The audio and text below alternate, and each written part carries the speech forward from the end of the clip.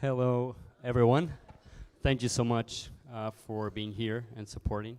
My name is Miguel Almeida. I am part of the Objectivism Portugal group. In conjunction with the Atlas campus, we have organized these conferences. We organized one in Porto last Tuesday, and we are organizing this one now in Lisbon today.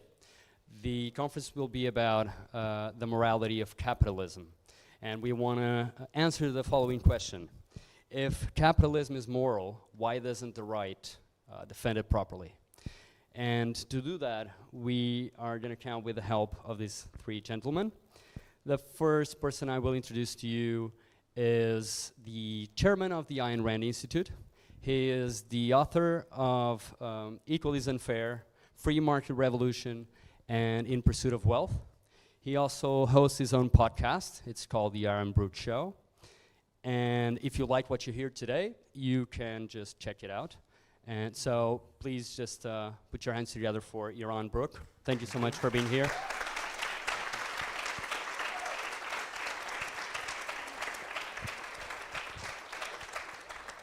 The next person I'm introducing here today is someone that I could stay here for the whole night talking about his accomplishments, but I'll just say this.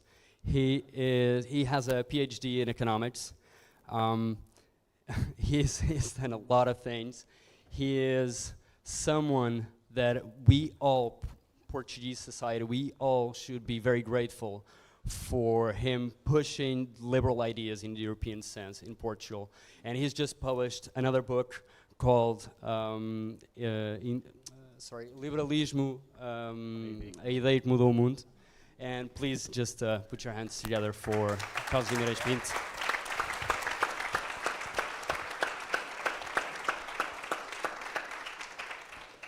And the next person I'm going to introduce here today is someone that you all know for sure. He has a PhD in political science. He's a professor, he's a political commentator and analyst on primetime TV. He's someone that I admire for his bravery and intellectual capability. And he just published his book he's written many books, but he just published his last book called Introdução ao Liberalismo. And please put your hands together for Miguel Morgado.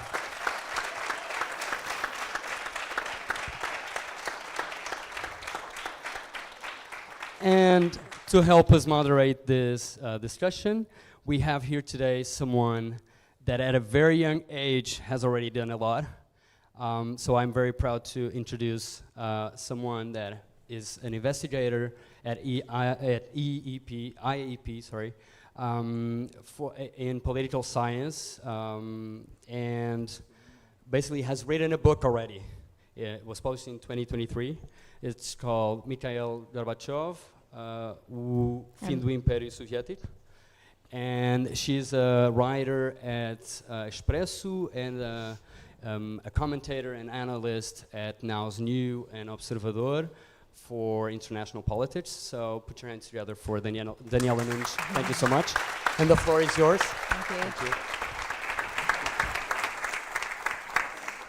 Thank you. Thank you. Miguel, can you hear me? Is that fine? Okay. Good evening, everyone. And just before we start, I have prepared some welcoming words to you. So welcome to our conference on the morality of capitalism here at the beautiful Tivoli Avenida da Liberdade.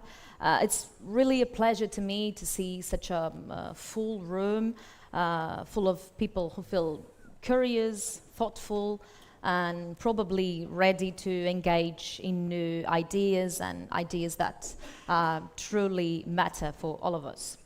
As you probably know, tonight's event is actually part of the Road to Ayn Rand Conference 2026, bringing some of today's leading voices on individual liberty and capitalism closer to audiences here in Portugal. And our goal is actually very, very simple. It's to spark meaningful discussion, to challenge assumptions, and to leave each of us with something to think about right after this session. So Thank you all for being here, whether you're a long-time admirer of Ayn Rand's ideas or just curious to hear new perspectives. You're in the right place either way. So thank you very much. Miguel, you have already done part of the job, so let me just say that we're very fortunate to have such a distinguished panel of speakers with us. The first one, of course, Yaron Brook, who is an economist and chairman of the Ayn Rand Institute. As you already know, he's one of the most well-known advocates for capitalism as a moral system and not just as an efficient one. And his talks challenge us to rethink the principles that underline freedom, success, and also human flourishing. And joining him, we have another two well-known Portuguese voices in political and economic thought, Miguel Morgado and Carlos Guimarães Pinto. As you know as well, Miguel Morgado was a member of the Portuguese Parliament from 2015 to 2019 and served as senior political advisor to the Prime Minister from 2011 to 2015. He's also a senior fellow at the Institute for Political Studies, from where I came from as well, and from where he holds a PhD in political science too, as well as a familiar face to all those who watch SIC Notícias. Carlos Guimarães Pinto is a member of the Portuguese Parliament. He has served as president of Iniciativa Liberal from 2018 to 2019, as well as executive director of Instituto Mais Liberdade. He has also holds also a PhD in economics from Universidade do Porto. So please join me in welcoming our guests. Thank you very much.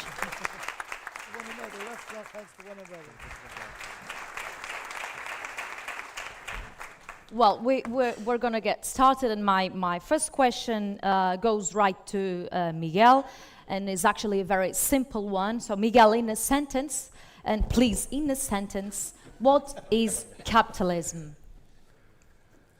It's a novel way of organizing production and consumption of goods. It's the modern economic form par excellence, without any historical precedent. Okay, Carlos, anything to add to this definition? No, I disagree completely with this definition. I don't think it's a novel way whatsoever. I think it's the way that people have lived for centuries and millennia. We just decided in the 19th century to call reality capitalism. But I cannot explain that in one sentence. If I have more time to explain it, I'll do it after. Why I think capitalism is just normal life, and we just decided to call it that recently. Okay, Yaron, you definitely have something to add. Yes, I'll disagree with both of you. I think capitalism is an innovation. It's an innovation that is a consequence of the discovery of the concept of individual rights. It is the system, political, social, economic system, that recognizes individual rights and where the government's sole responsibility, only responsibility, is the protection of those rights, and where all property is privately owned. It's an unknown ideal. Okay, so you in a few words, you have mentioned individual responsibility, property rights, and I'd like to ask you, why is that such a crucial, fundamental part of your definition of capitalism? Why does it matter that much? Well, I think something changed in the beginning of the 19th century. Something fundamentally changed. People call it the Industrial Revolution, but it's more than that, because it was political, it was social, it was cultural. And since then, we've seen this hockey stick phenomena. We've seen wealth grow exponentially at a rate and in a way that we haven't experienced in 100,000 years or more of human history. So something unique changed. And if you look at what that is, it really, I think, is symbolized by the founding of America. It's symbolized by this idea that individuals are ends in themselves. They have rights. The government should stay out of their lives other than to protect those rights, and property is essential for life. The fundamental right, there's only one right, really. Of all the rights, there's only one, and that is the right to life. And then property is a manifestation of that right. You can't have a right to life if you don't have a right to the stuff that you create, that you make. So you observe that this recognition of rights happens. people are left free for the first time in human history. They're left free to pursue their own lives. There's a recognition that reason is efficacious and powerful, and oh wow, all right.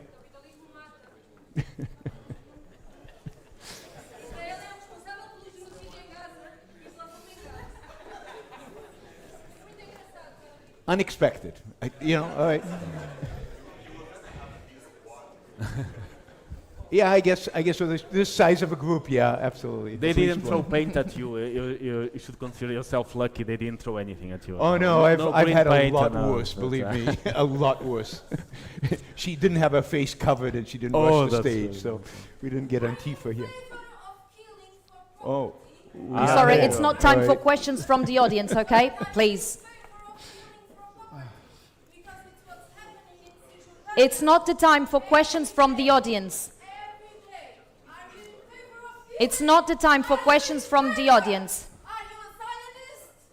Are you a Zionist? Oh, so there we go. Okay. So, shall we keep yes. going? You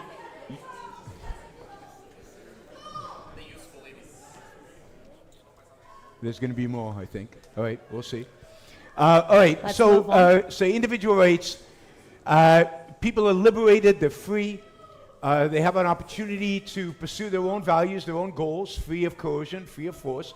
Suddenly, in the early part of the 19th century, late part of the 18th century, in some parts of Europe and the United States, and what you get is the manifestation of this freedom is a boost of entrepreneurial activity, business activity, wealth creation. And we call that capitalism. Marx looked around. I mean, Marx, to a large extent, helped define this term, but he looked around and what he saw was real. And he actually describes it pretty well. I mean, to Marx's credit, which is different than a lot of the Marxists today, he recognized what's going on around him, and he sees the wealth being created and the rising standard of living.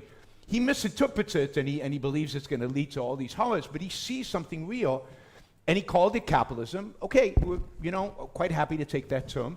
Capital comes from head, which means mind, think, from Latin, and therefore not a bad term. So capitalism is the term describing this phenomena, explosion of productivity as a consequence of freedom. Okay, thank you. So I presume we...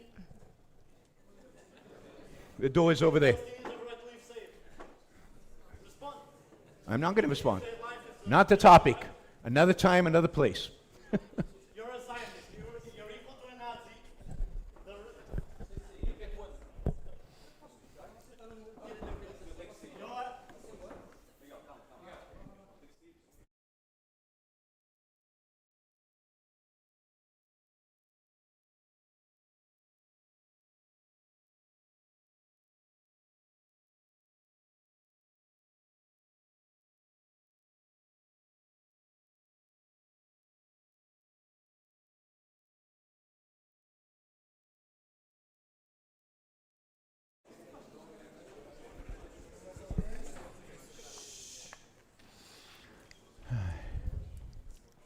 Shall we keep going? Okay. As I was saying, I presume we need the state, first of all, to exist and then to develop some part of the work. So, Miguel, what work or in what sectors should the government be involved when it comes to a capitalist society? In your view, of course. Capitalism has been evolving for a long time and adjusting to different social needs. I mean, there's this big argument since the late 19th century among liberals about what the state should do in order to make effective the protection of human rights, of individual rights. And some of the liberals actually came to the conclusion that the state had a lot of things to do, had a lot of responsibilities that it had to take. For instance, make sure that no one is miserably poor, make sure that no one works for a miserable wage, make sure that people have access to healthcare or to education. Mm-hmm. So, I disagree deeply with Yaron because he makes capitalism a social system, while in fact it is not. Capitalism only makes sense since the that moment in time when in Western consciousness we started to think that we live in different dimensions, political dimension on one side, a social dimension on the other side, but an economic dimension on the other. It's all a fiction, as we all know. We are not economic beings or political beings. We are total beings. But anyway, we started to think of ourselves as partaking of all these dimensions. And capitalism describes one way, one historical novel, absolutely novel, without precedent in history, of organizing our so-called economic life. But then again, what sort of economic life is adjusted to the liberal ideal, which is that everyone is free, that it leaves a kind of freedom in which equality is an ingredient. So at the end of the 19th century, beginning of the 20th century, a lot of people started to think, well, liberalism is supposedly about the emancipation of every single individual. And for that task, we need the power of the state. We need to tax the rich, get a lot of fiscal resources, and distribute wealth. And even if some sort of goods, of economic goods, are not available in the amount that we want, then the state should assume that responsibility as well, and so on and so forth. So even in the family of liberals, from the 19th century onwards, there's this big row, this big discussion, this big argument, even a fracture within the liberal family. That's perhaps some of the liberal/capitalist tenets, that is the sanctity of the right of property, the sanctity of freedom of contract, should actually be conditioned or limited. And that's why we have the current state of politics in the West. We are all, in one sense or the other, liberals, because we all want a society in which everyone is free. So in that sense, liberalism won.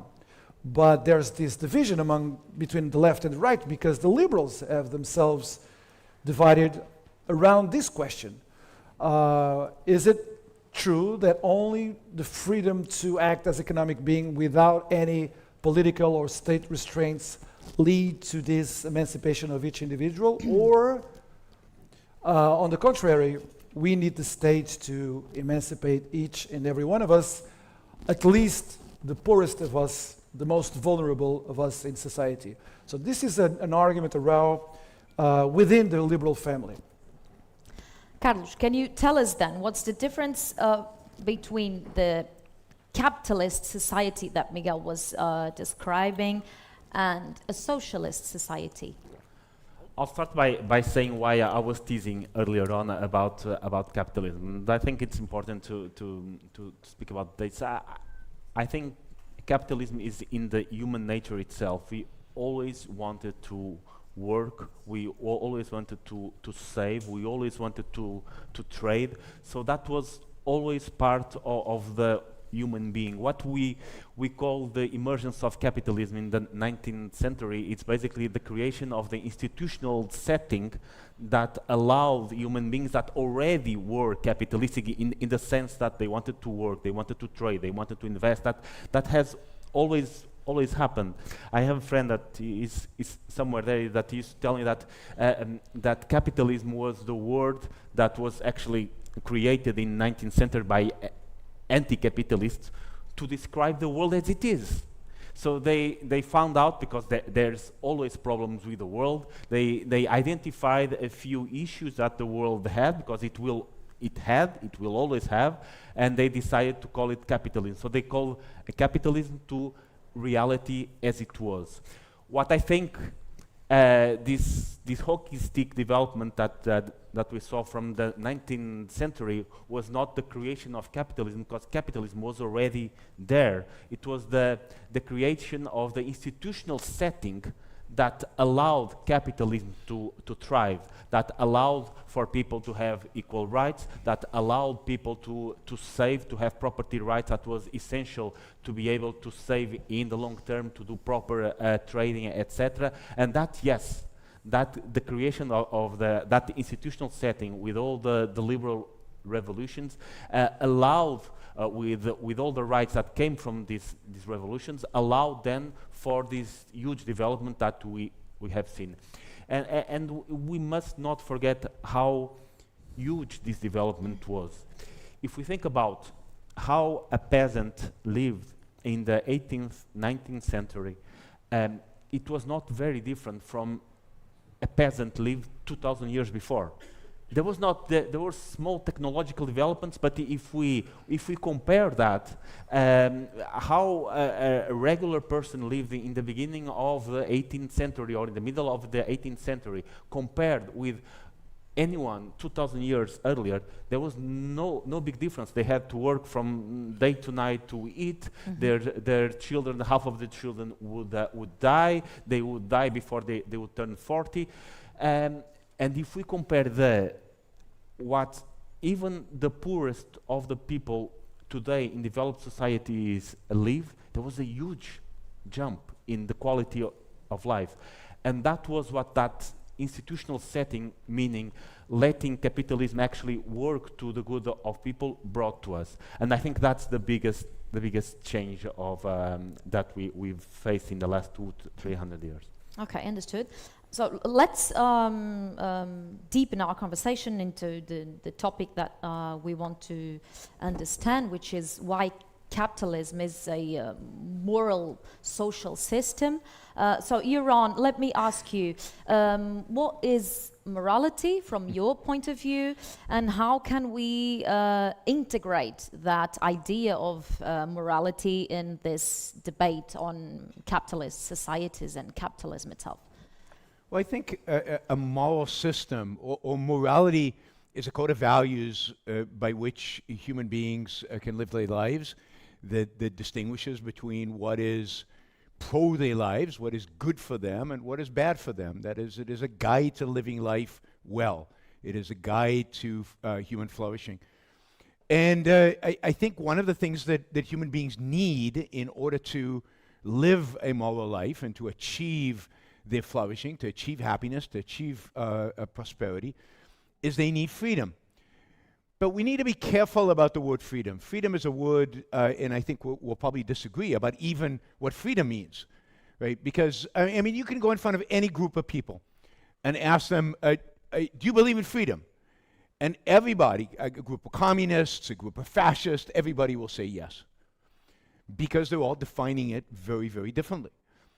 I believe freedom is the absence of coercion, the absence of force, the ability to live your life based on your own values, your own thoughts, your own reasons, your own reason, in pursuit of your own happiness, with nobody inflicting violence and force and coercion and an authority to tell you what you can and cannot do. So I think morally, I reject the idea that we can tax some people because we want to give it to somebody else because they're suffering right now, and these people are doing better than those people, so we should tax them and give it to them.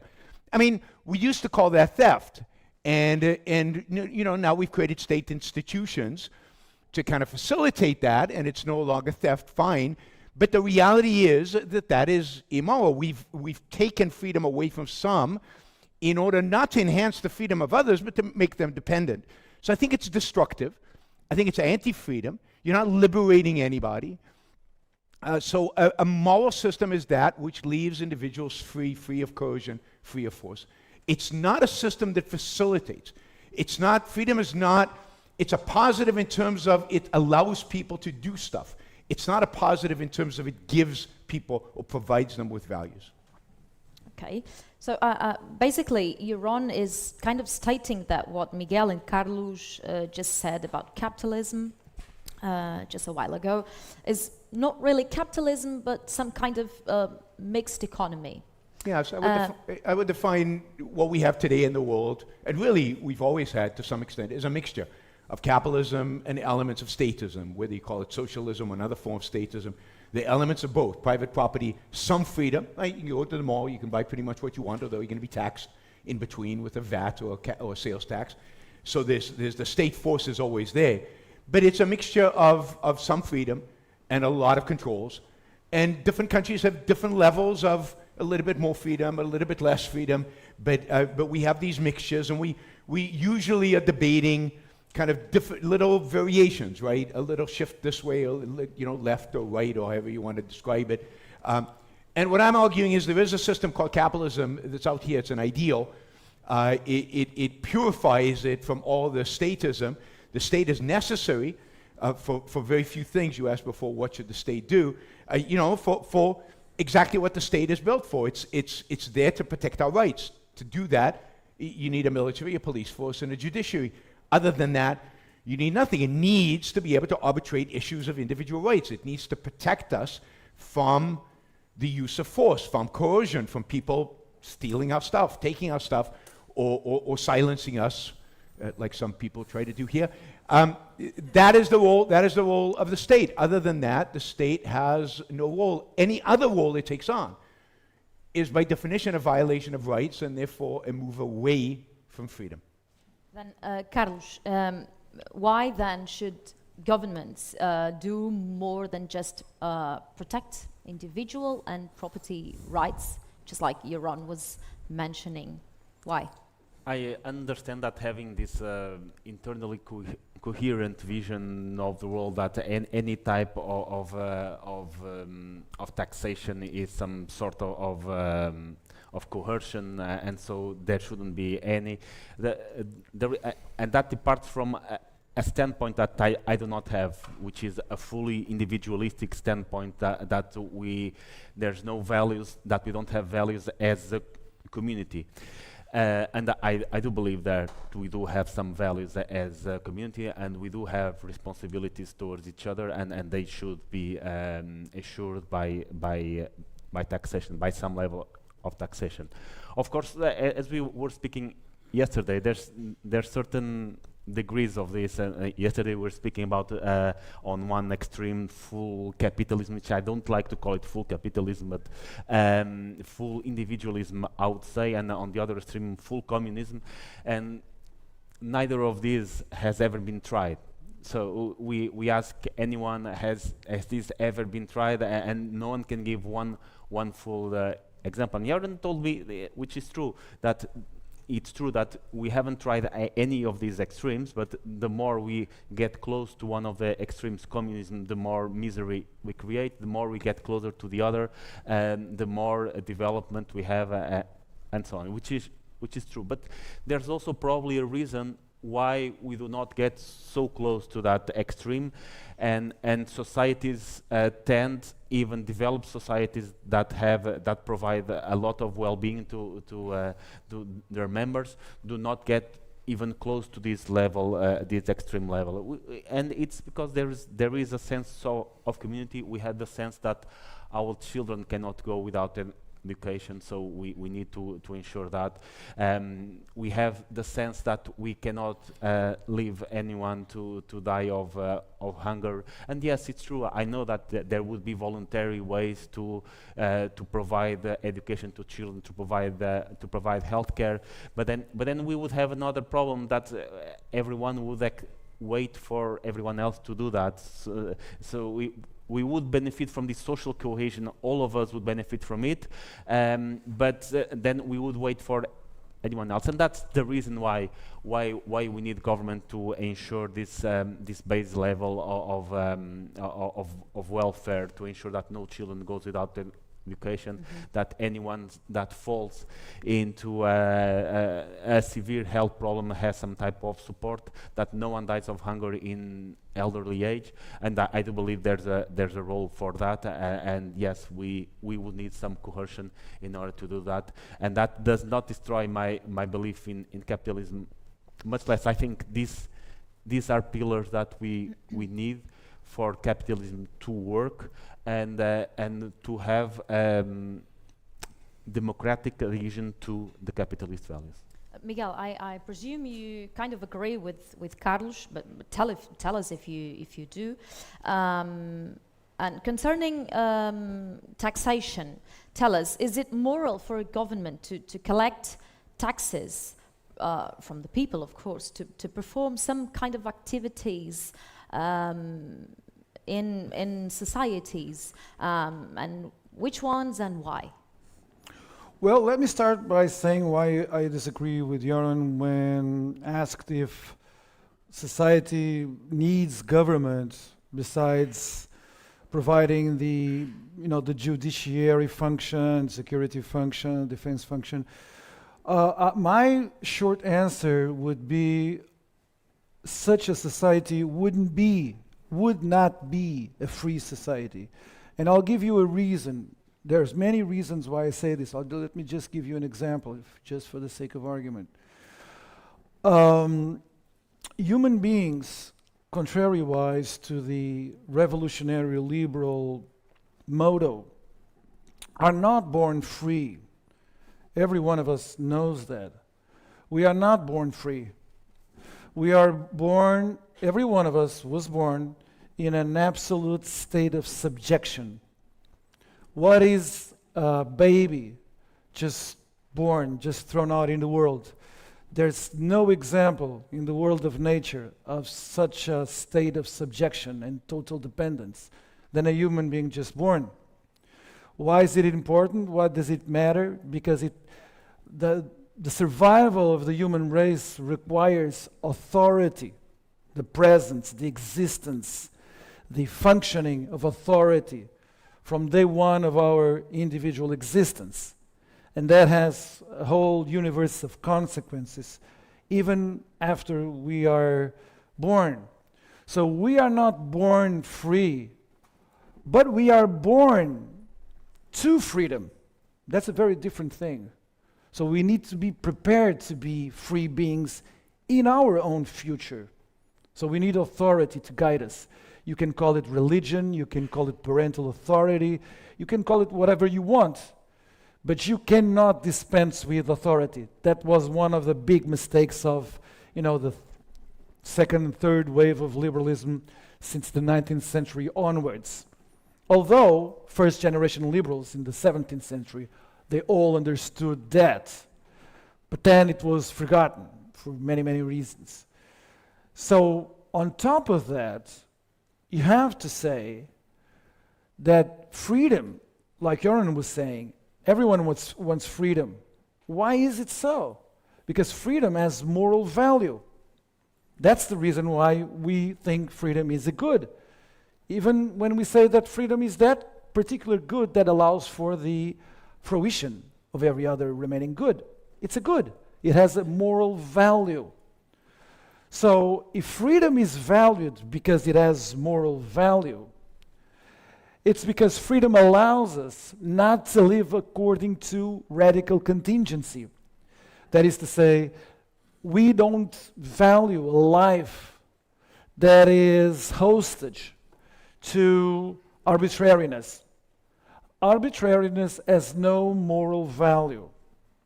So we organize ourselves in societies, in full functioning societies that are human communities that in order to be stable need to be organized around the principle of governance, again, the principle of authority. And that implies that freedom is not limitless. This human community needs to be governed. So now we say, well, we want to be free because everyone has the right to do whatever they want. Just to respond to Carlos Guimarães Pinto, one of the reasons that he cannot say that capitalism is just a name that the enemies of capitalism came up with to describe what we were doing as mankind for millennium.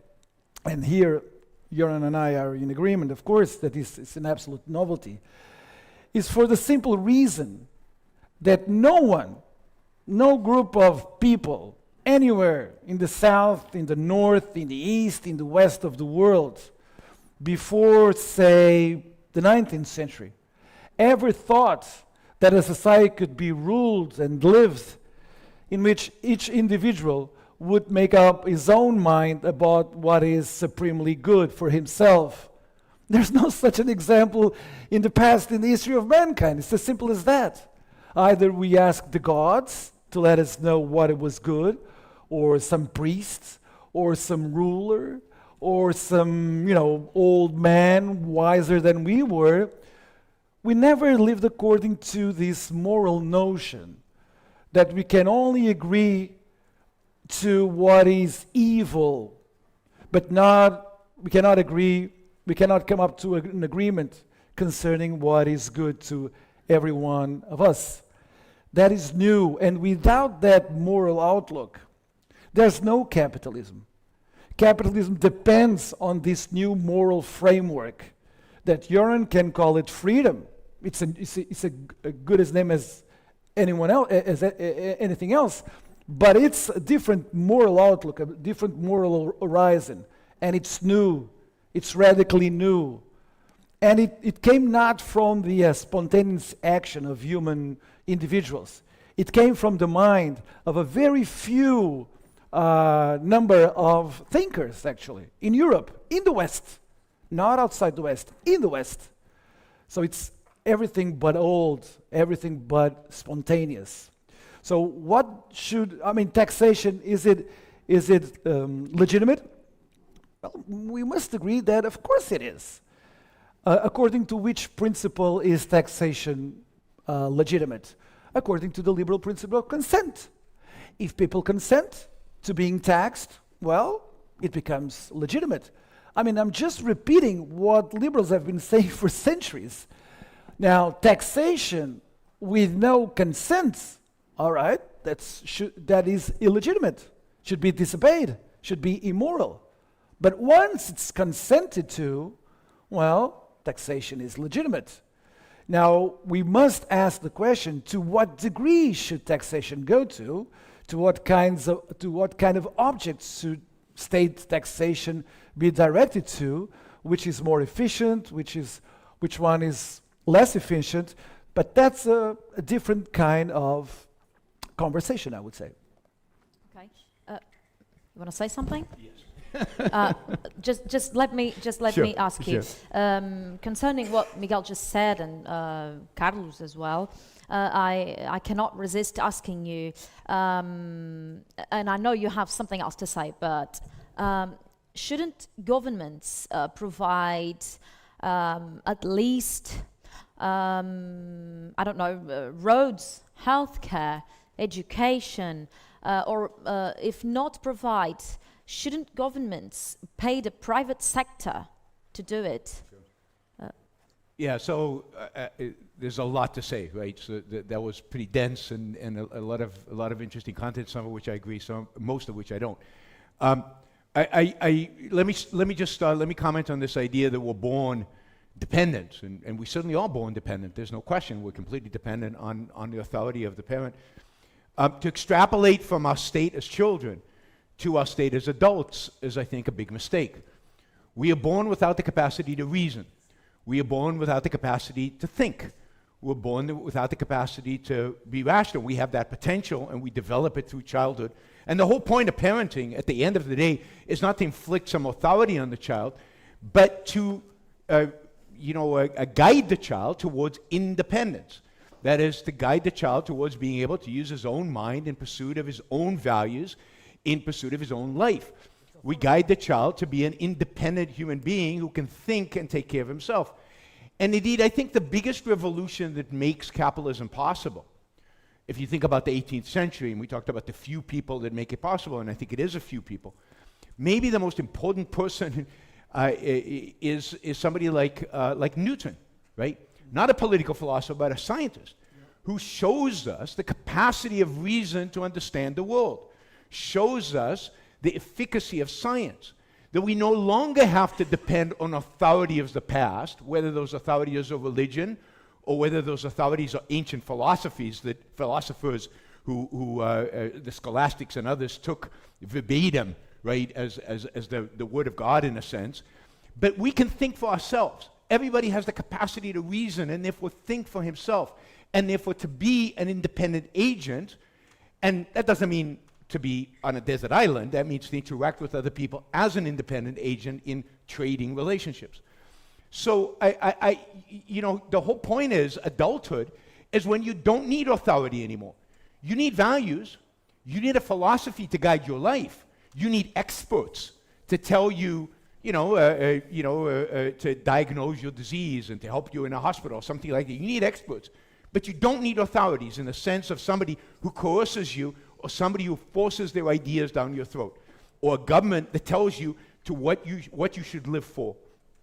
So I think the idea is that as adults who are capable of reasoning, capable of rationality, capable of discovering their own values, capable of using that reason to discover those values, authority needs to be out. Authority, at least, that can inflict violence if we disagree with it. And government, of course, is such an authority that can inflict violence on us. So, Yaron, can I interrupt you right there? Yeah. Well, I just wanted to add something. Well, as you may expect me to say now, is that Yaron made the argument that I was making about authority. You have authority right there. So freedom is not spontaneous. Freedom is created, and it's created by authority, an authority that is there to leave us in a position of guidance once we are endowed with freedom. That's excellent. That was my point precisely. But since he mentioned Newton, and I think Newton is very relevant here, let me just add someone one generation older than Newton, that is, even to my mind, even more important to the creation of the capitalist mentality. Another Englishman, another English scientist, Francis Bacon. Francis Bacon, by himself, created the whole moral outlook of what we call capitalism today. He came up with this thought, very simple thought. Like Carlos was saying, we have, as mankind, experiencing this miserable state of absolute poverty since ever. Since ever. An expectation of living of, 30 years of age, spending your whole day with being hungry, That's the experience of mankind. Bacon thought, for the first time in our history, that it was not supposed to be this way. Yep. But we have the ability to completely transform the world only if we understand that what we have been given, the world that we have been given, is not enough. And we should not be thankful for the poor world that we've been thrown into to get a living. So that's what Bacon is saying. Be demanding. Be demanding about God. God has not given us enough. So it's up to us to completely transform the world and make it plentiful. It's not God that's going to make the world plentiful for us. It's going to be us. But we have to scientifically organize, for the first time in the history of mankind, we have to scientifically organize the way we work. Because spontaneously, we have not been doing things with a purpose of productivity, like we would say today. Productivity was never an objective in the history of mankind, neither in China, neither in ancient Greece, neither in the tribes in Gaul, in Roman Gaul, never. Bacon said, only if we organize ourselves to actually state goals, productivity goals, in science, in our economic life, will we be able to transform the world. And that's exactly what happened. Let me just finish with giving this example. Carlos has been saying, well, we have this institutional setting that allowed us to make capitalism what it was, natural and spontaneous, universal. Actually, capitalism depends on one specific institution that was not created by no philosopher or politician, but it's absolutely central, and it's very new. It's the enterprise. It's the company. It never existed before. But once in the 16th century, 17th century, we see these little human communities designed to scientifically work for a purpose, to get more money, to get more products, to get innovation. It never happened before. So actually Bacon is very important here. I'm sorry. Sorry for the interruption. I completely agree about Bacon. I disagree about the corporation. I think business... Corporation, yeah, you're right, sorry. Business ultimately the corporation is ultimately a product of freedom, and the first corporations in the 16th, 17th, 18th century were indeed unfree, right? They were monopolies, a king granted a monopoly, and it's only with the breaking of that in the 19th century under freedom. But the fundamental concept that makes capitalism is not the corporation.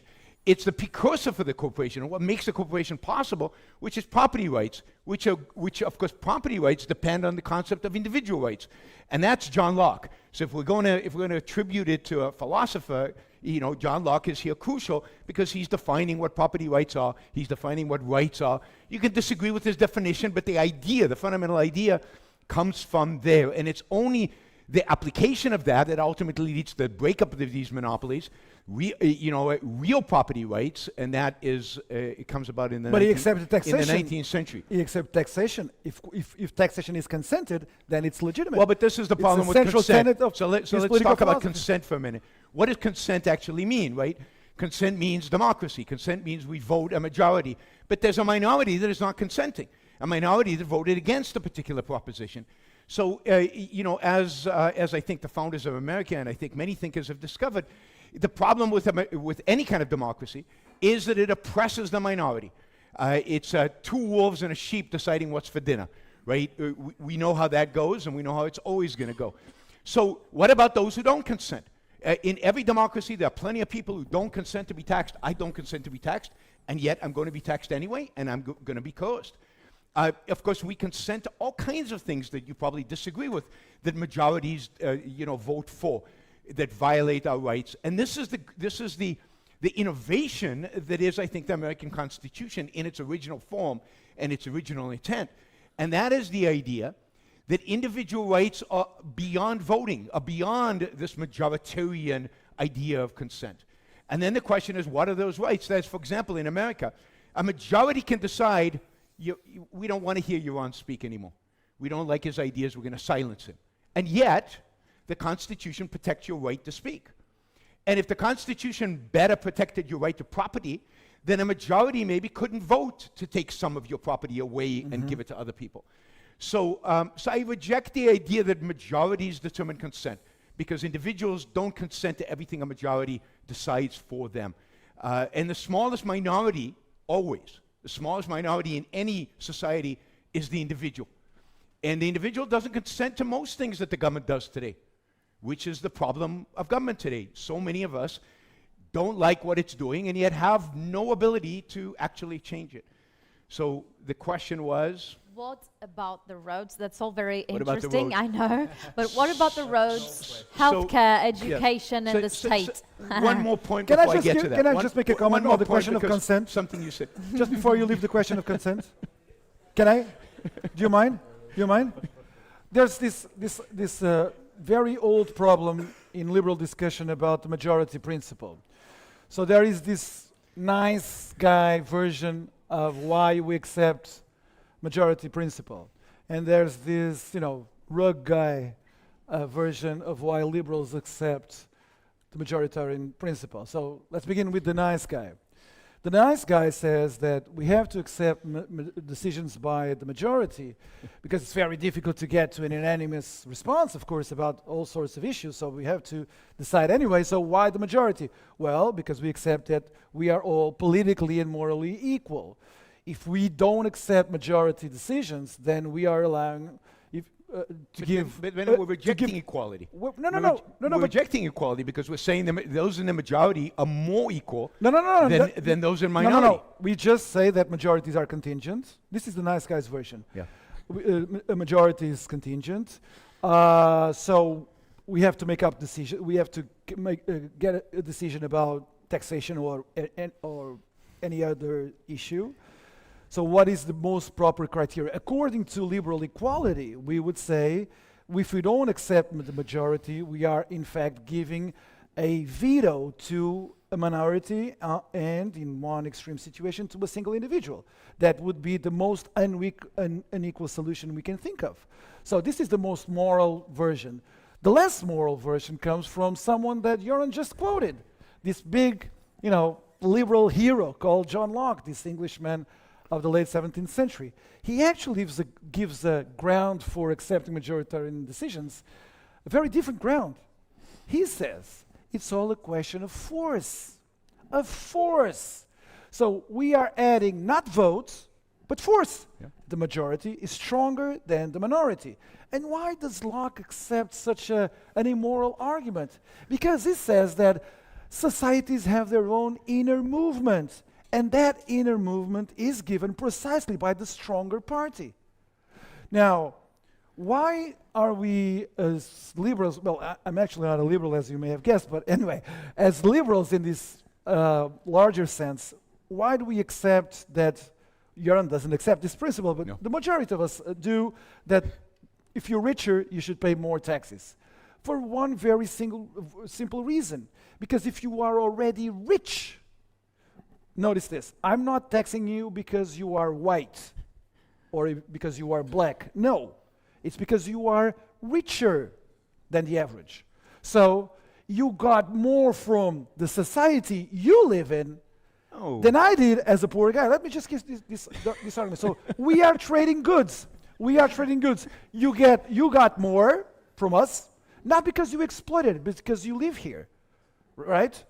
Try to be rich as Elon Musk living in Burkina Faso. It may be more difficult than living in America. So living in America as a whole, as a society, makes it easier for you to get rich. And you did. You got rich. Now, give it something back to the others who, for arbitrary reasons, didn't got as rich as you and need that money because, we need free schools, or you need free healthcare, or you need social security. That's a complete perversion of how people, complete perversion of By the way, of this wealth- is liberalism wealth. as has been written. No, It's I not know. socialism. I It's not disagree with socialism. liberalism as Yeah, it's being yeah. written, obviously. Rich not people socialism. create the wealth that we all benefit from. They're the massive beneficiaries of mankind.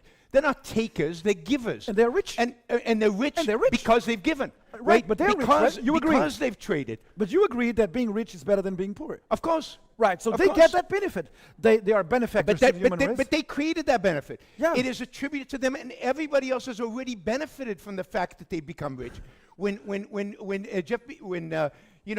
Steve Jobs becomes rich by producing the iPhone, we all benefit because we get iPhones. Sure. And he's become rich. Sure. So he doesn't have to give back anything. And if anything, we should say thank you to Steve Jobs above and beyond the billions that he's already made.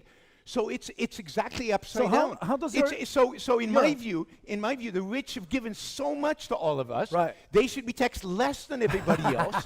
I mean, if you're gonna go based on how much you've contributed, they should be taxed less than everybody else because they've contributed to human life so much more. If you're poor, you haven't contributed anything to the rest of mankind. Yeah, for no fault of So your own. For no fault of your own. maybe, But yes. that was my point about we don't freedom. know, right? We But don't that's- know why somebody's poor, but the fact is, to become rich in a free society, you have to produce, you have to do So something. how do you use that argument, a universal argument about taxation on the rich, to those guys who inherit their wealth, who have done nothing for mankind? Well, all I'm saying, but the people What do you who do? made the money got to choose Yeah. what to do with it. Sure. They could have burnt it. Sure. And they had a right to do that. But your father is So- dead. so- Your so- father so- is so dead. I'm not You saying- are a rich Sure. guy. You never did anything for mankind Sure. other than putting coke in your nose or And- whatever. And in a and capitalist society, you're not a benefactor to anyone. I mean, there was a phrase in the You 19th have a right to century. your property, sure, but Phrase in the 19th century, from short sleeve to short sleeve in 3 generations. Those who don't make the money, who really live the it's not theirs, lose it very quickly. So yes, okay, so some people are rich because they inherited it, because the person who gave the money has the property right over it. They created it, they get to do whatever they want with it. But most people, at least in the United States, and the more capitalist you become, the more this is true, most people who are rich create that wealth. They're not rich because of an inheritance, they're rich because of their creation. And you can see that, take the Fortune 500 list of the richest people in America, and you will see that an overwhelming majority of that list are people who created the wealth themselves. Just look at the top 10. Most of them are tech entrepreneurs. There are very few families in that top 10. You're quite. Oh, one more thing I want to say before the question. One more thing, because it was brought up about the morality, right? Because this is a discussion about morality. It's not that I believe that freedom is equal to morality. I don't think freedom is a moral concept. I think freedom is a political concept. Morality is about your ability to pursue your own self-interest. It's about the ability to pursue your own rational values. That's what morality is. And what freedom allows is you to be moral. It allows you to go out and pursue those values. It allows you to pursue your self-interest. And so capitalism is a moral system because it gives individuals the freedom to choose their values, to rationally figure out what makes sense for them to go and pursue, and it leaves them free to do so. It leaves them uncoerced, unforced to do exactly that. So that's what makes it moral. Now, why roads and everything else? Look, we could have a whole session on roads, right? But there's zero reason. There's just zero reason why roads, healthcare, education cannot be provided by the private sector. Indeed, much better. I mean, I've driven on the roads here in Lisbon. I come from Puerto Rico, where the roads are even worse than here. Very much worse. Much worse than here. I know how good government roads are. I mean, just sit in traffic over there, and in any city in the world, and you see that. I think we could do better. Now, we could have a whole discussion on how government could, how private sector would deal with roads, but that's for another time. Healthcare, God, I mean, we are so retarded in terms of healthcare because it's all bureaucratized and all run by government, and we don't have the market incentives that drive costs down and quality up that we have in every other sector. Why in this so crucial a sector to all of human life do we rely now on socialism to provide us with the goods instead of relying on capitalism? I mean, one can only imagine what a capitalist system applied to healthcare, and don't tell me the United States is capitalist when it comes to healthcare, because it is not. But if only we applied the principle of capitalism to healthcare, wow, we would live so long, we would live such healthy lives, it would all be completely different. And the same with education. I mean, public education, government education sucks. It's really, really bad, at least in the United States. And by the way, the poorer you are, the worse the education you get. That is, the worst education in the United States today is provided in the slums, in the neighborhoods of minorities, where people are really, really poor. That's the worst place, the worst education you can get. Surely entrepreneurs could do better than that. Surely we can figure out a way to improve that. The incentives that the government creates distort the provisioning of any services, whether it's healthcare or whether it's education. So a market-driven education market or healthcare market would surely do a much better job than what we have today. So, Carlos, what should we do, and after this fiery discussion, what should we do to someone in front of the emergency services at the hospital with no means to pay for their health care? And then to Miguel, another example, what should we do to the kid that can't go to school because of money reasons? But now it's for Carlos, please. I think the question was answered. First of all, I must admire your restraint of not saying you're all a bunch of socialists and just leaving the room like the That would be unoriginal. although I must say that I tend to agree with Mariana Mortágua here. I think she's you don't know who Mariana Mortágua is, but I'll explain you why. No, but it was a really interesting discussion, and to cool down a bit the discussion, I'd like to go some steps back and go back to the nature of capitalism, because I do think it's something that is quite important to understand how capitalism was always part of human nature, and it was described like that. Actually, the word capitalism started being used by anti-capitalists to define the world as it was. And Miguel said something before that I completely disagree. That productivity was never a goal of human being. It was always the goal of human beings. I mean, from the moment that we invented the first tools. Why did we invent the first tools? Because we were worried about productivity, our own productivity. Why did we build the first boats? Because we were worried about, and that was way before the 19th century, way before the 18th century. So this need to trade, to invest, to storage, actually the first cities appeared because human beings were able to start storing food for next winter and so on, and that's why cities came up. The farming itself was a way of investing. So we could be recollectors and go and pick up fruits and spend our days doing like that. At some point, we thought as human beings, well, if we plant some seeds now, so we do an effort that will not lead to us eating right now. We will plant seeds that this is investment. That's the definition of investment, to do an effort, to do some work, to put some of our work in order to collect something in the future. This is investment, and this is in the nature of human beings. Investing, trading, working, increasing our own productivity was always in the human nature, is part of the human development.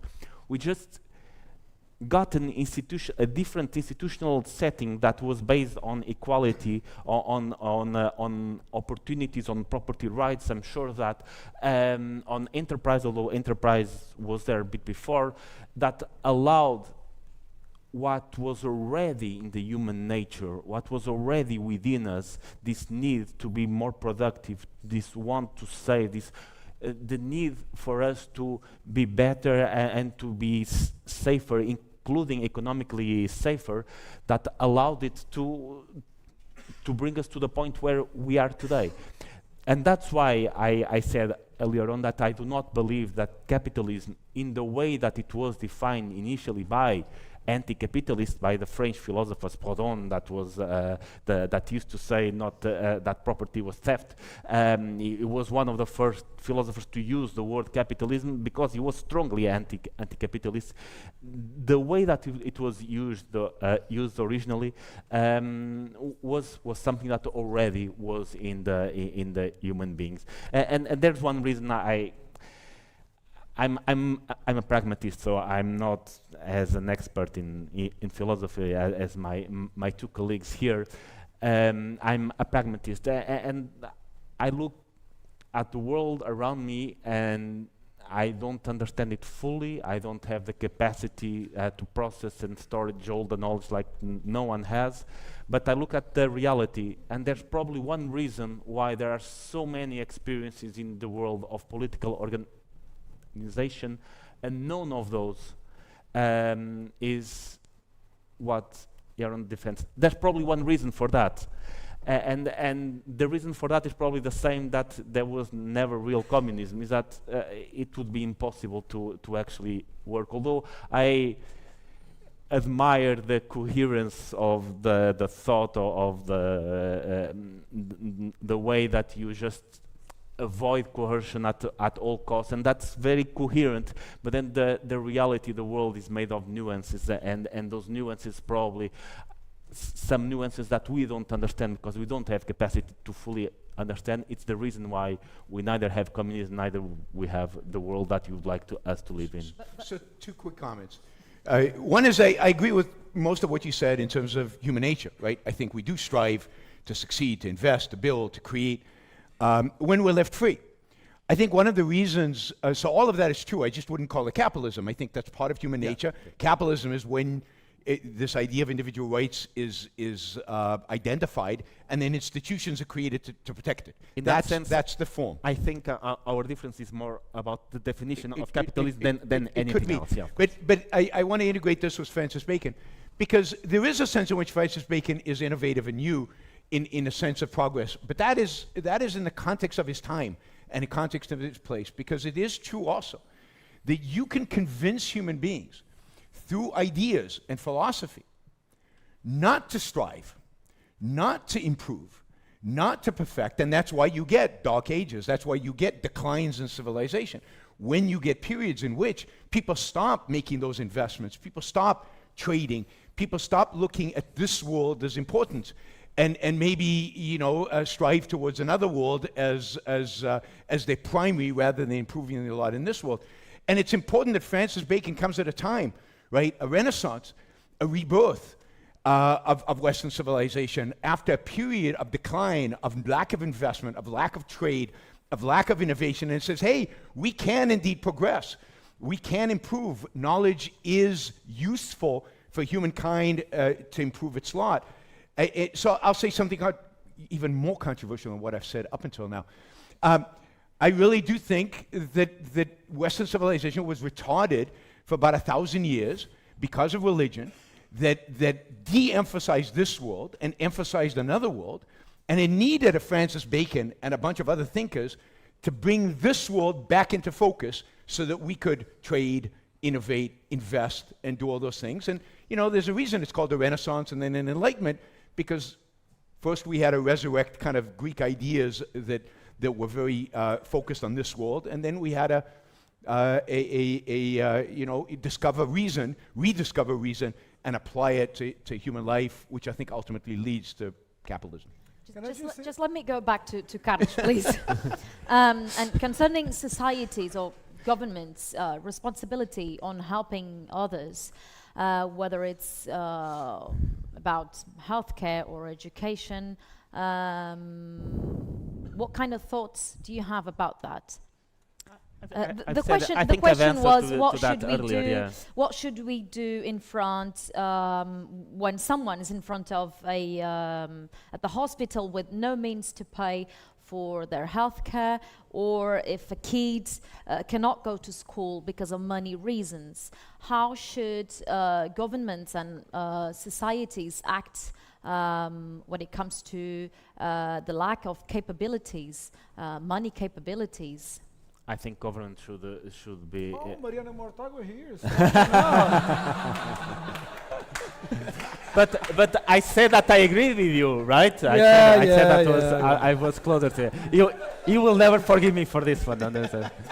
No, of course I do believe that that government should ensure access to healthcare and education. I said it earlier.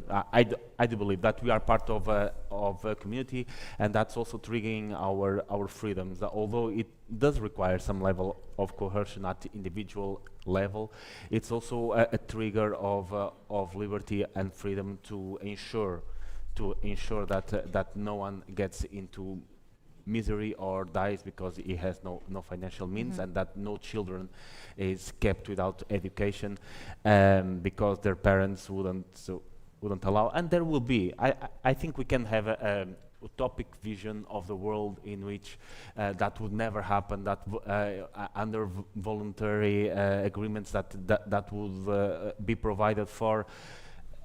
And we know that's not the case. We know that wouldn't always be the case. I lived in a very next to me there was an area where people were quite poor, and at that time the state didn't provide it with preschool education, preschool care, and I saw kids of 4 or 5 year old that was just stuck at home for the whole day, that didn't develop language until they were 5 because they didn't get the proper care from their parents, either because they couldn't or because they were alcoholic or whatever. So I do not think we should live in a world where these basic things are not offered. And I think we as a community, and once again, there is a reason why in the developed world, in the developed world that had this progress in the last 200-300 years, those things are provided for. It's because as a community we agree that there is no example in the world, as there is no example of communism working, there is no example in the developed world where children don't have access to education provided by the state, where elderly people don't have access to health care provided by the state. And there's a reason, and you can always say, but elderly people, if they chose not to have an insurance, then they should just take the responsibility for that. Yes, but then you are 70 and you regret, and what can you do? You cannot go back and be 30 again and take different choices in your life. And as a community, it would be extremely hard for us to accept that people would live under those conditions. So yes, we're both Mariana Mortagos here, but compared to Yaron, of course. But so two things. One, there's a slippery slope. It's obvious. There is a slippery slope. We see it everywhere. And second, the fact that you regret not buying insurance when you're 70, that somehow gives you a right to take my stuff? It does. I mean, and not to come and ask me, not to voluntarily ask people to help you, but it gives you a right, literally, to use coercion against those who were responsible. So the system we have today is one that rewards irresponsibility. It benefits the irresponsible at the expense of the responsible.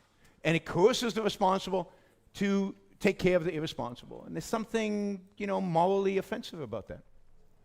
Okay, just let me make a brief situation Daniela, point. Daniela, can I?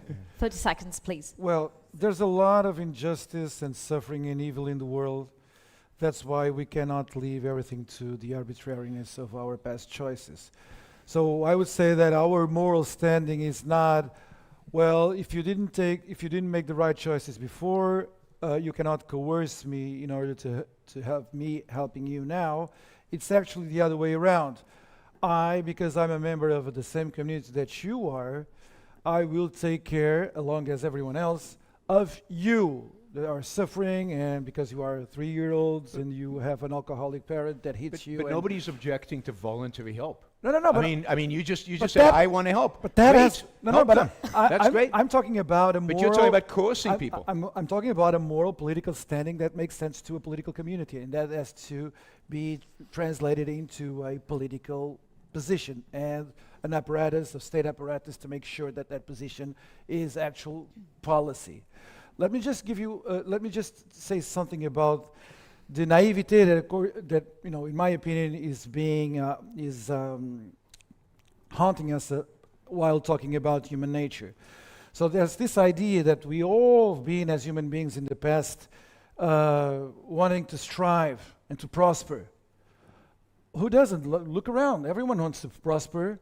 So people 2,000 years ago or 4,000 years ago didn't? My answer is yes, they didn't. They did not. Let me give you an example. 2 examples, actually.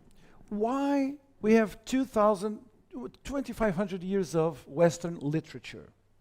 There's not one single instance of someone saying that man as man wants to strive, wants to be prosperous, wants to be better tomorrow than he is today, materially speaking. Only beginning in the 17th century do we start to have people say that. Never before. And in the 17th century, actually, one of these big innovators said the following: you all agree that human beings want to live, right? Not being prosperous, want to live. It's better than being dead, right? Everyone agrees on that. Surely there's no more commonsensical proposition about human nature than this one. We want to live rather than die. Well, actually, this guy was cleverer than we are, because he was saying, well, actually, I know a lot of people who prefer death to being alive. And he gave 2 examples. One, the nobleman, the great warrior. He prefers to die rather than live in shame. Yeah, people actually prefer to die than to live in shame. Not in this room, of course, but in other places and in the past. Second example he gave us, the religious martyr. Yaron, the religious martyr. He rather prefers to die and go to heaven than stay alive and live a life of infidelity to God. Actually, this was the majority of the Western population until 200 years ago, right? But now we don't longer believe in God. We think that our forefathers lived like we lived before we live now. Wrong. It's just wrong. So this guy called Thomas Hobbes said, it would be excellent if everyone believed that according to human nature, it is better to live than to die. But since human nature is not as constant as that, let us follow the following procedure. Let us make shameful to be a religious martyr. Let us make shameful to be a great noble warrior. Once we have that, once we get rid of the religious martyr, once we get rid of the Achilles, of the great noble warrior, then we can say human nature is all about wanting to live and getting prosperous and better our own condition, like Adam Smith said. We're actually coming to an end. Do we have time for a last question, Miguel? Do we? Okay, this last question is actually the same for the three of you. Why does not the right, meaning advocates for capitalism, defend a kind of complete laissez-faire capitalism? We can start with Yaron, then Carlos, then Miguel. Well, I mean, the right is a bunch of socialists. I mean, the right is an interesting term because I mean, there's somewhat arbitrariness in terms of left and right and how we define this. I mean, I like a political spectrum that goes from collectivism to individualism, rather than from left to right, because you know, right and left merge and become one, as you're seeing in the world around us in terms of their statism and in terms of their rejection of capitalism. I think the main reason why people generally reject capitalism is because they have a morality that is inconsistent with capitalism. I mean, we've seen this, right? I mean, there's a real tug at the heartstrings of what about that child? What about that one person that gets left behind? What about those people? Shouldn't it be okay to sacrifice some to others? Sacrifice, after all, is noble. It's good. We live, the conventional morality we all believe in is a morality of sacrifice. Sacrifice is a good thing. Now, I think that is a very slippery slope, and I think that's a morality of socialism. It's not a morality of freedom. It's not a morality of capitalism. I think what's lacking is a real morality of individualism. We start with the individual. We start with the individual living for himself, living a life in pursuit of his own values, using his own reason. And that kind of morality is lacking in the world. And it's, you know, we can have debates about economics that I think are relatively easy. I think I can actually, even these guys who are a little skeptical, I can show them that 100% private healthcare would work 1,000 times better than the healthcare system we have today. Economics is easy. The challenge is morality. The challenge is to get it really philosophical and get down to individual morality, what you should live for. And I think capitalism demands that we change our morality. It means turning upside down the Judeo-Christian ethical code. It means rejecting that and coming up with something new, something that's focused on individual well-being, something that returns to a more Aristotelian view of morality, something about human flourishing as an individual, the individual flourishing. And if we start there, I think then what we realize is coercion and force are the enemy of individual flourishing. Coercion and force are the enemy of individual reason. Coercion and force are the enemies of the pursuit of happiness.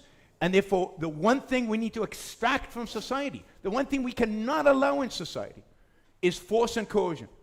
And then, once we get rid of those, all these other details, what happens to kid in front of the emergency room, all of that are details that can be worked out fairly easily. I mean, we've talked about people, we've talked about, people wanting to help. Well, okay, that's voluntary. So help. And if the majority helps and the minority doesn't help, that's fine, because nobody's rights were violated. But if the majority forces the minority to help, now you're using coercion, now you're using force, and now you're moving away from freedom, away from capitalism, and you're actually applying an immoral standard. You're forcing people to do things they don't believe in, because you've decided it's good. It's good to help the child, it's good to help the 70-year-old, by your standards. But it's the individual that matters. And so the reason the right and the left and pretty much everybody else doesn't believe in capitalism is because they don't believe in an individualistic moral code, and that's the challenge. That's the struggle. Carlos?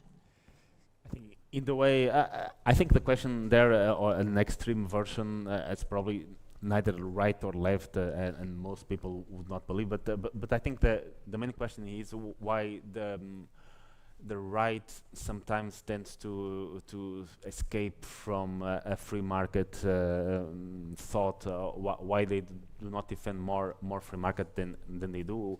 Well, in democracy, it's very hard to do that. It's very hard to win elections by defending free markets or a path towards free markets. That's really complicated.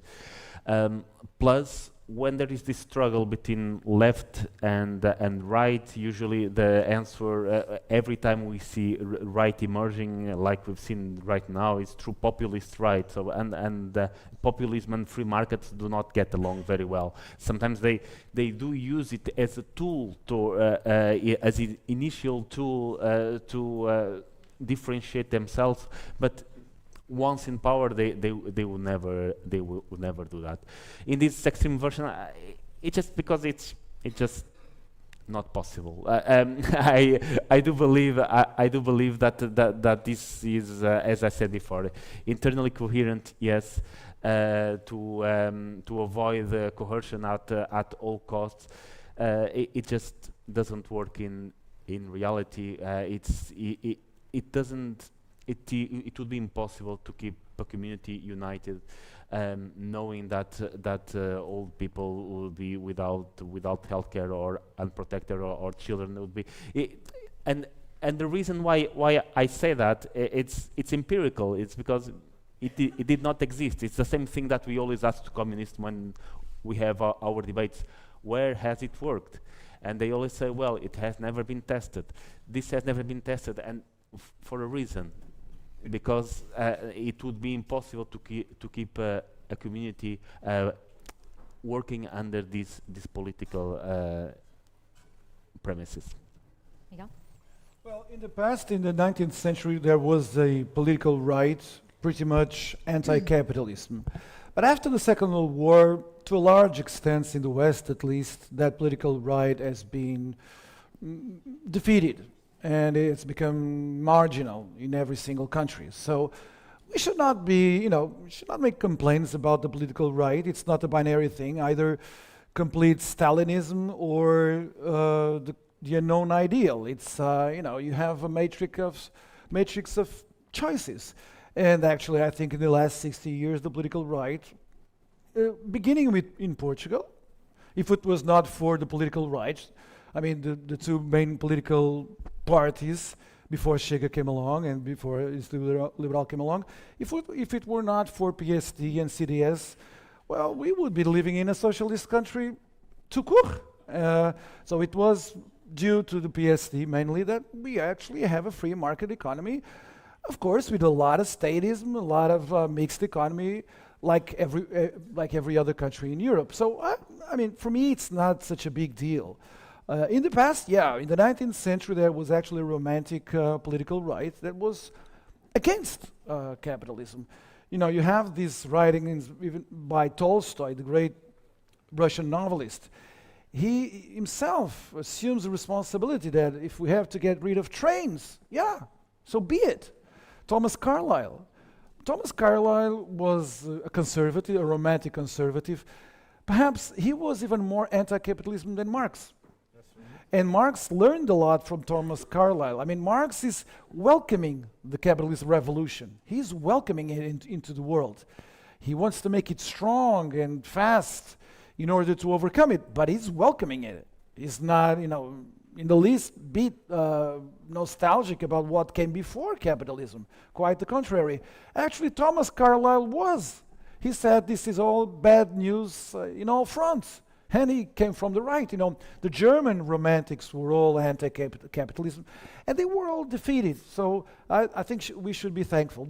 Let me give you a final word about what Yaron said. That I think is a very serious, really a serious topic, about the relationship between what he calls the culture of individuality, of the morality of individualism on the one hand, and Christianity on the other. I think he has a point there. I mean, we are on different sides of this discussion again, but I think he's right. I mean, Christianity brought into the world this big revolution, the first revolution of love, and it brought to politics and to ethics the very strong idea of compassion for suffering. And I think compassion for suffering coming from Christianity, even though people no longer believe in God, is actually quite strong and explains a lot of our political attitudes today. So I think even though we are on opposite sides on this specific topic, I think he's right. I mean, there's this incompatibility. I think I'm regretting the loss of Christianity in our culture. Maybe he's clapping his hands out, I don't know, but I think it's a very, very serious point here. Well, I think you're right that Christianity's being secularized, right? Yeah. Secular culture has adopted Christianity. Sure. That's it. And so the struggle is still between Christian values and capitalism. I don't think they're compatible.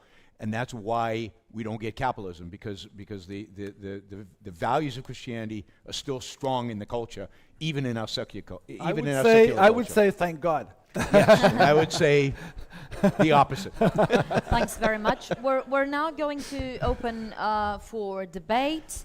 But before giving the floor to the audience, I think Miguel has something to tell you. Yes. So thank you once again for being here. Before Please we clap. move-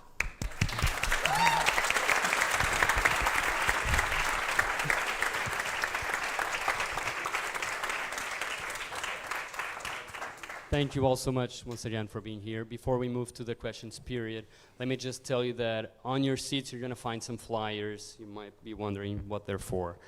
We are hosting next year in Porto Ayn Rand conference. It's going to be from the 17th to the 19th of April. So that QR code links you, connects you to a website where you can sign up and even apply for a scholarship and attend it for free. So it's going to be 3 days. And if you want to know more about Objectivism and Ayn Rand's ideas, you can apply for it. Please do so.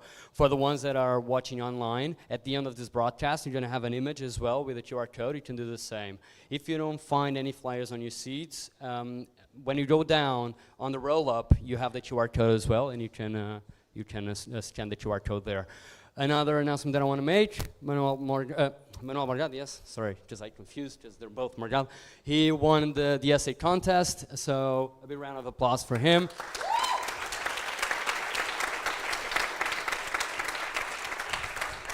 At the end, just come to the front and I'll deliver the prize to you, okay? So if anyone wants to ask questions, I'm going to ask you to make a line there on that side, and I'll hand you the mic. Please be brief on the introduction of the questions, and just one question per person, okay? Thank you. If anyone wants to ask something? Yeah, there we go. O gajo aqui entende disto, obrigado.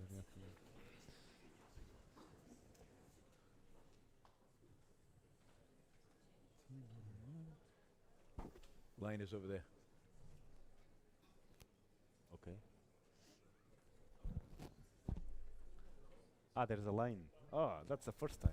Hello, my name is Francisco, and my question is, I am currently reading Atlas Shrugged, and there's this notion that a lot of characters talk about how it's basically the fault of the capitalist that they let themselves be labeled as immoral. You know, the very fact that we're having a conversation about morality and capitalism shows us that there is this idea that the two are separate.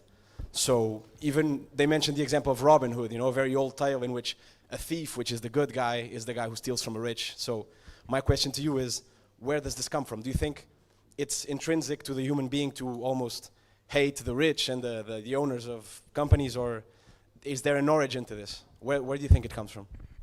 Well, I mean, I think certainly it's very ancient in the sense that the understanding of economics and how people get rich was based on a zero-sum mentality.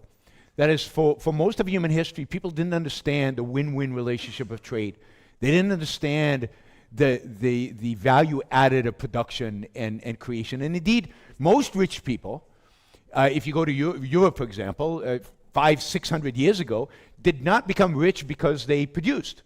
They became rich because they stole, right? They were very good at coercion and force, and that's how they got rich. So, and even if you go back to Aristotle and you go to the Greeks, they had very little understanding of the mechanisms of trade and the very essence of win-win. So the idea that the rich are somehow, confiscating their wealth comes from historical experience, and there wasn't a shift. Neither in knowledge nor in morality during the 19th century, when suddenly wealth was being created for the first time in human history on scale. Wealth was being created rather than redistributed, rather than being confiscated. And our knowledge system didn't adapt to the social and economic realities of what was going on. Just say one thing. I think it's very optimistic to believe that most people already understand that trade is not a win-win situation. Oh, even today, Yeah, I even today. agree with you. But it's Even, easy- and but this is part of the big problem is most people today still see the world as zero sum. Yeah. You know, you can see that in American politics right now, very, very, in a really real sense. So this is a real achievement. I mean, it seems pretty straightforward that trade is win-win, but that is a huge cognitive achievement to get to that point. We But face it's that easy- every it's- day. It's easier to persuade people that an economic relationship can be a win-win situation when there is economic growth all around. If there isn't, people actually start to make right. this rational, conclusion, bring to this rational conclusion that, well, if this is more or less the same wealth year in and year out, if one gets more, then I get less. It makes sense. It all ends with economic growth. That's why there is this very important emancipating moral effect of economic growth as such. Such an important phenomenon. Good afternoon to the guests and to the panel. I'm Tideiro Gonçalves, bachelor student for EAP. My question poses to the economic boom that was mentioned in the 19th century, mainly in the second part of the century.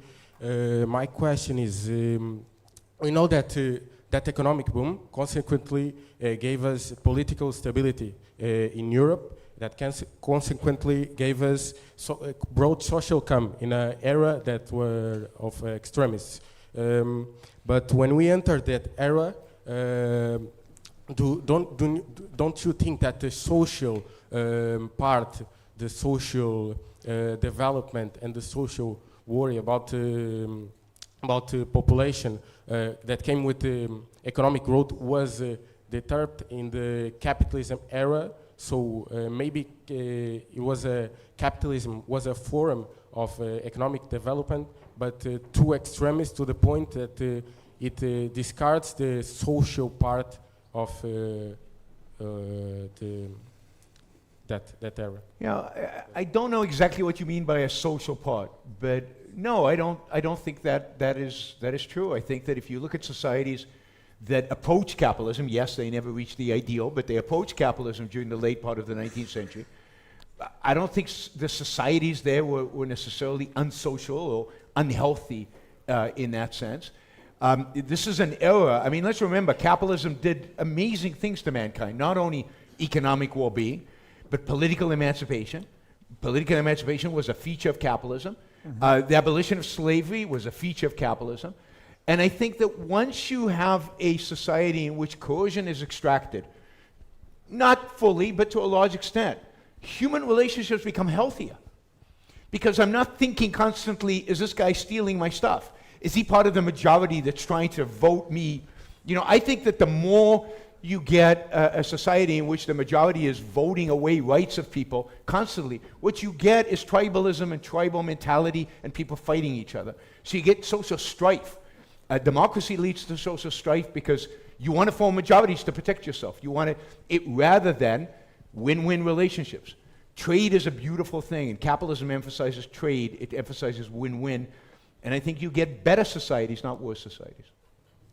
Thank you. He's a member of parliament. He's also a member of parliament. A member of parliament. I mean, yeah, we've got a Have very important- prestigious, Very prestigious guest very here. prestigious audience. Yeah. Not as prestigious as Carlos Oh. here. So I'm George. Yes, I'm a member of parliament, and I have a question about. You were talking about that pure capitalism or truly unbridled markets have never been tried. Actually, I think there was a very brief period, transition in history, where you were close to that, which was during the 19th century. We were doing away with all the old structures, and you were putting in place all the institutional setup that allowed for capitalism. And for some reason, at the same time, you started seeing more concerns with welfare on the rise as well. People started talking about unions, the rights of children, for instance, the rights of workers. And my intuition is maybe that happened for a reason. Maybe people realized at the time that you couldn't get a stable model if you only had completely free markets without any of the other things. I don't think Bismarck started implementing the welfare state because he was concerned about poor people. I don't think that was his perspective. So I would ask you, do you think you could get that state of pure free markets, the government just doing the minarchist model, without the poor eating the rich? That would be my question.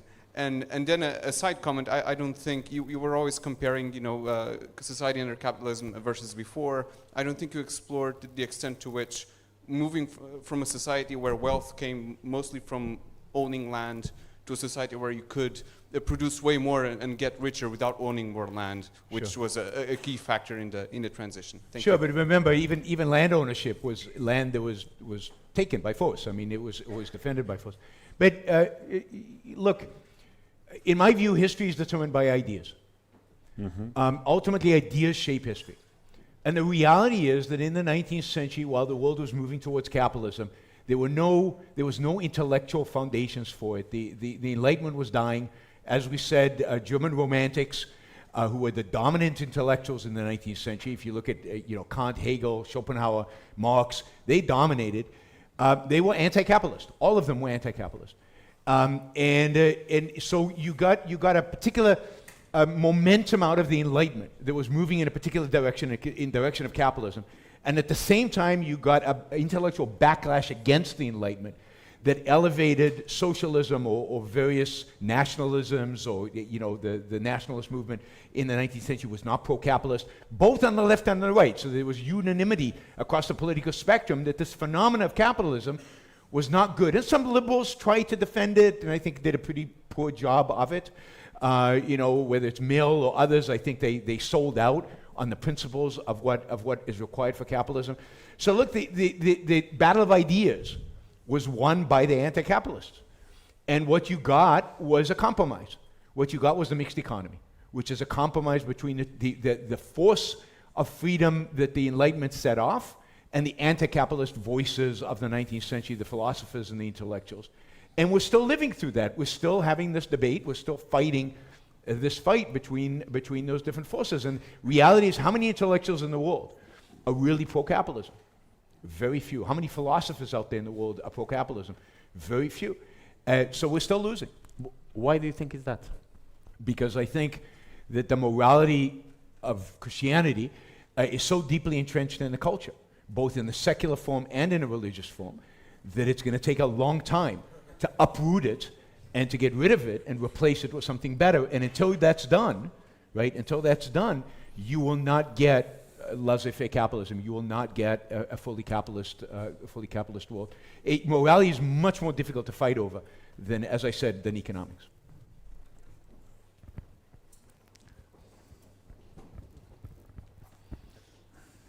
Meu nome é André e in English. My name is André, and my question is centered on whether capitalism is the solution for the future of humankind. Because we all know that we wouldn't have enough planets if all of the Earth population had the same consumption style as the United States of America. And since that all of the capitalists want people to consume more and more, how can we create a sustainable future? I highly recommend reading an economist by the name of Julian Simon, who talked about the ultimate resource. And he shows in his work that there is no limit. There's no limit to resources. Resources are unlimited. Indeed, the only limited resource is the human mind. We are innovative species. There is, think of any resources, and there are substitutes and there are products, and we could be mining the asteroids. There's just no limit to how many people can survive, how many people could be on Earth, although the population is shrinking, and how many resources we can get out there. So I think the whole idea of limited resources is false. We could all be living much better than Americans. 8 billion people on planet Earth could be living much better than Americans with the technological knowledge we have today. Never mind the technological knowledge we'll have in 100 years. Francis Bacon, the guy I was telling you about, in the 16th century said, the Dutch have the best mines in the world, but the Netherlands didn't have any mines, to get iron ore.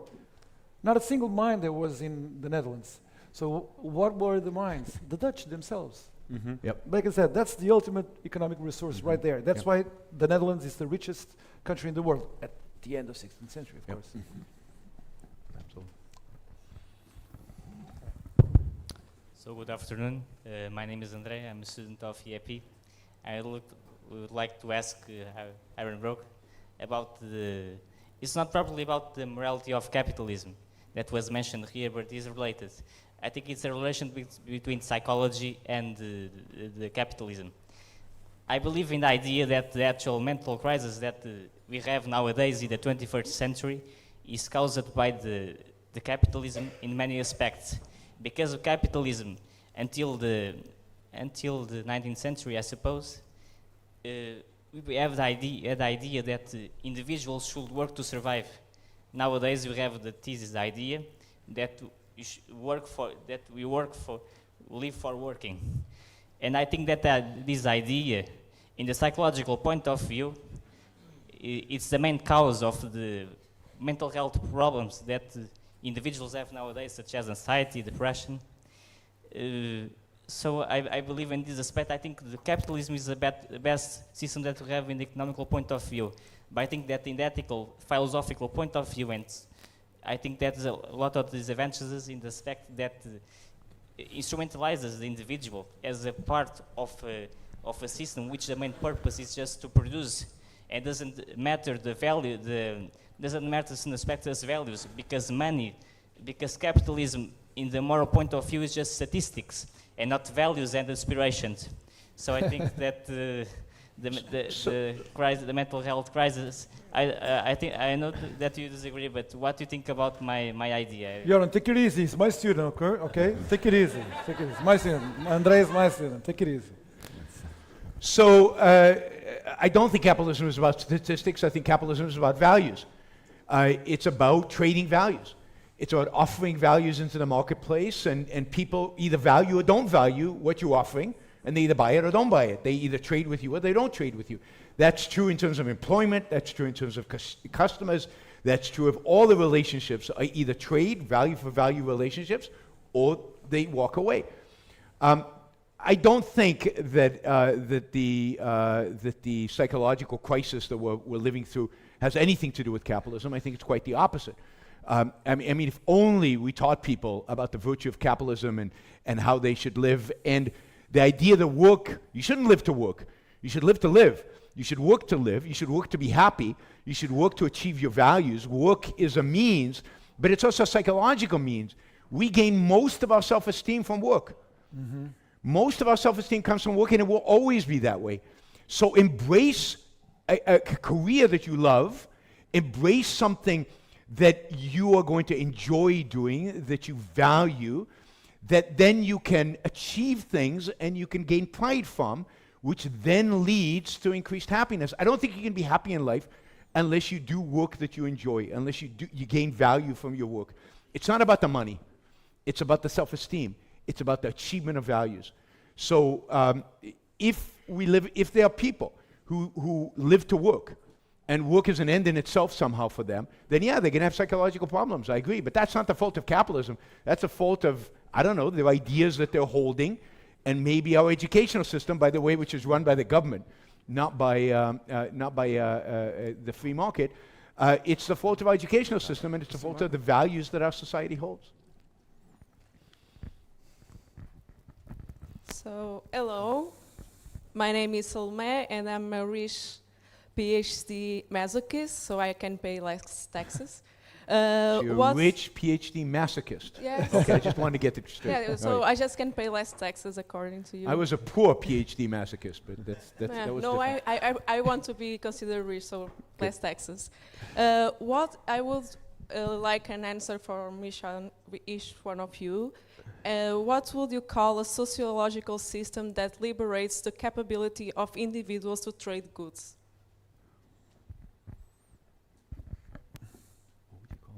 Go ahead, Carlos. I wouldn't call it anything. I think it's just human nature. Human beings, as I was saying before, always wanted to do that. Always wanted to trade. It's part of human nature. I know you'll probably call it capitalism, I would guess.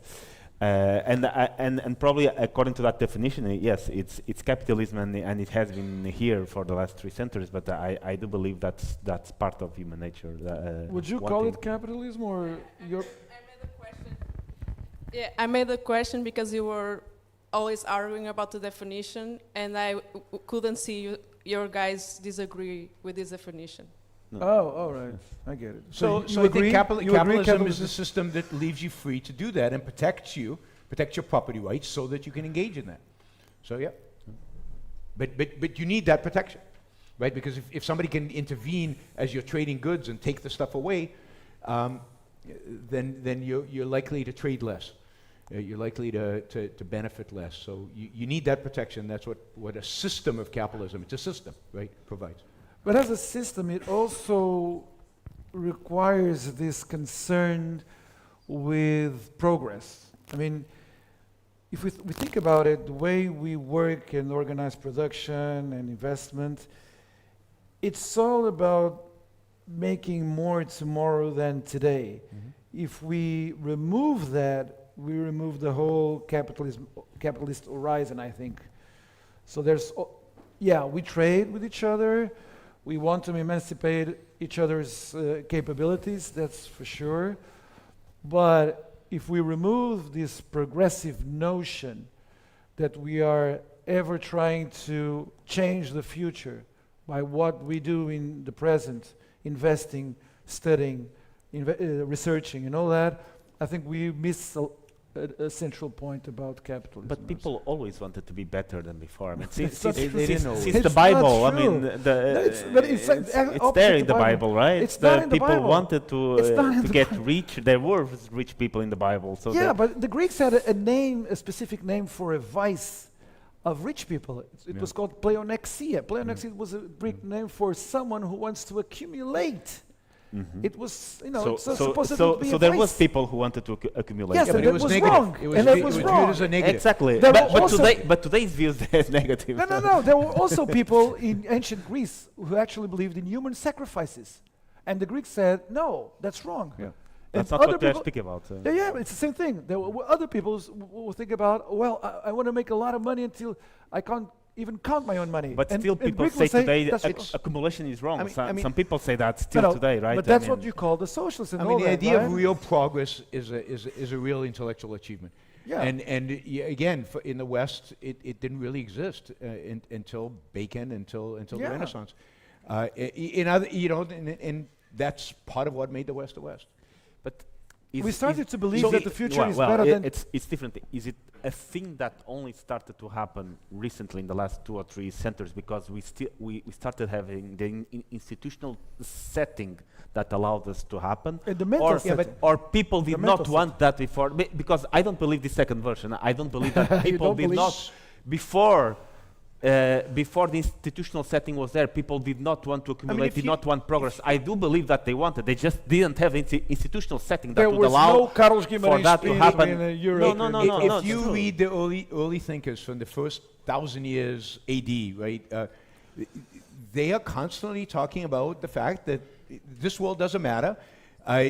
Progress in this world is insignificant. Now, I'm not saying, individuals out there probably try to make the best.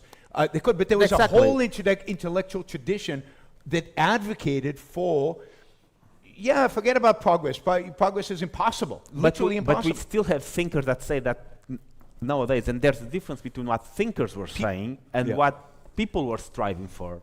And that's what I'm trying to say. People were striving before. Yeah, all right, okay. So then at some point we had institutional settings that allowed us for people to achieve what they were striving for. This was their whole history, there was this, Carlos, this idea that the elites were completely blind to what was happening around them. No. That's a possibility.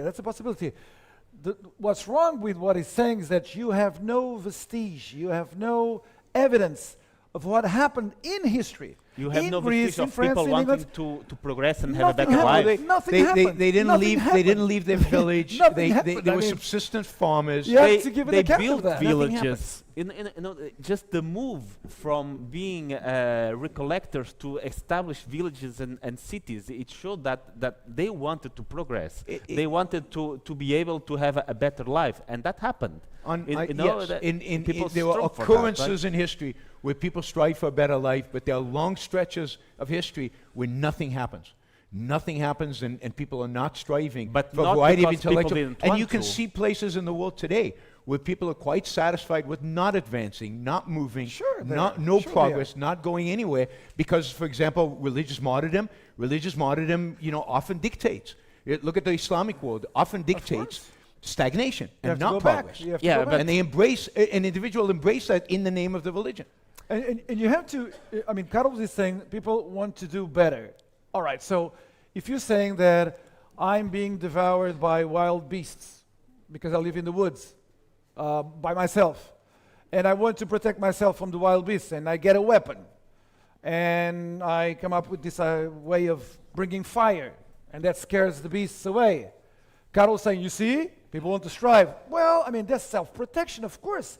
But that's it was not more than that. It was way more than that. That's not what he's here under discussion about development, about economic development, about the transformation of the world, about concepts such as economic growth, concepts such as progress. There was no such thing before, and for thousands and thousands of years. You have to give an account of that. And you have to explain why the change was so dramatic. I agree there was no economic progress before that, but the strive to have economic progress, the individual strive to was let always me give there, you an was example. always part of For many years, Look at the movement today of degrowth. There's a real movement today to stop growing, to stagnate, which is hard to imagine anything worse than that. There are real people out there who don't want this, who don't want it. Let me give you this example. Which doesn't mean that most people still don't want it. They do want it, even though there are some thinkers that want to degrow. Doesn't mean that. But the thinkers are influential, and that they have an impact. The human nature did not change 300 years ago. No, but what I'm saying is that 1,000 years ago, the thinkers were degrowth thinkers in a sense. They didn't have a concept of degrowth, but their influence was such that most people just accepted the way of the world was. They couldn't imagine anything better. Of course. They just couldn't imagine a future that was better than the past. Because it had always been the same. People accepted that they were supposed to die, and die early rather than late. This is an amazing discussion. It's actually. But we have questions. We got two less questions. Let me say just this. What happened with Bacon again, Descartes also, is that they were starting to make the following reasoning. With the transformation of the world, technologically applying our mental strength to transform the world, we can conquer mortality. And that's what we've been doing so far. I mean, first 30 years old, then 40, then 50, now 90. And perhaps in the next generation, we are able to recompose our bodies and never die. I mean, that's a whole different dream. You didn't have that dream before. That's a different and dream. You started to have that dream beginning in the 16th and the 17th century.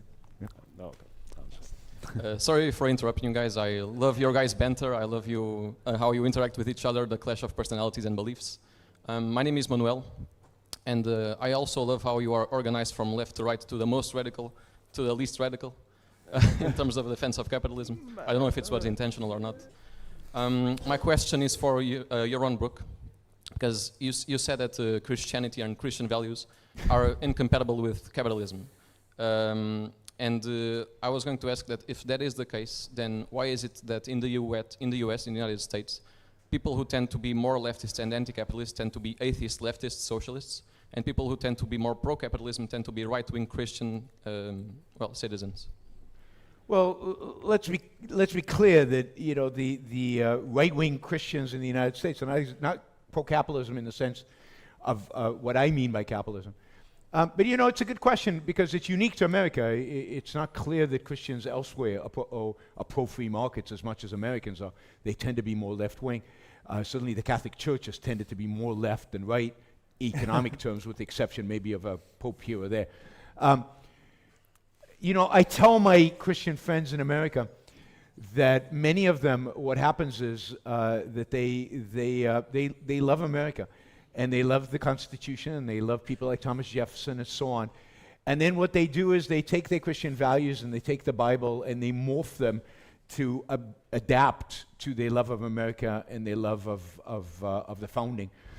So the primary for them is their patriotism, and then they find what they want, which is, you know, the beauty of I think religious writing is you can find what you want in it, and people can find, of all colors can find it.